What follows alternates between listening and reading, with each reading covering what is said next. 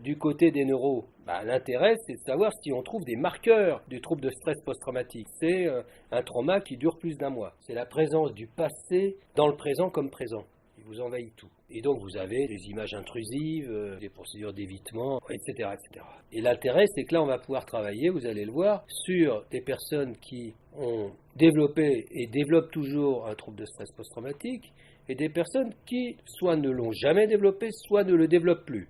Donc ça sera très intéressant parce qu'on va avoir des marqueurs de troubles de stress post-traumatique et des marqueurs de la résilience. On a réussi à avoir 192 personnes, dont un groupe contrôle, c'est-à-dire des gens du cercle 4, de Caen, et qui nous servent de groupe contrôle témoin.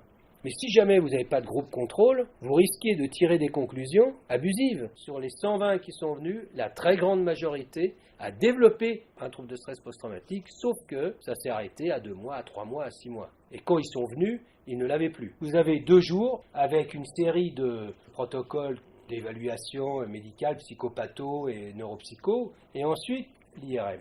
Il y a quelque chose qui s'est fait à Londres, sur lequel a travaillé Pierre Gagnepin, qui a testé ce protocole TNT, Think Nothing. Chose toute bête, vous avez marqué bateau, pas une image, bateau, et à côté l'image d'une maison.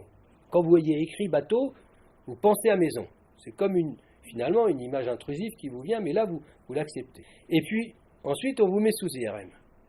Et là on vous dit, quand c'est écrit bateau, en bleu, vous laissez venir l'image de la maison. Si jamais c'est écrit en rouge, vous évacuez l'image de la maison. Donc vous refusez l'intrusion de cette image. Ça marche pour ceux qui n'ont pas de trouble de stress post-traumatique. Ceux qui développent un trouble de stress post-traumatique sont dans l'incapacité d'évacuer l'image intrusive de la maison. La première chose à faire quand il y a un attentat, et si la personne, évidemment, n'est pas trop atteinte physiquement, c'est surtout pas arriver et commencer à la plaindre. Surtout pas.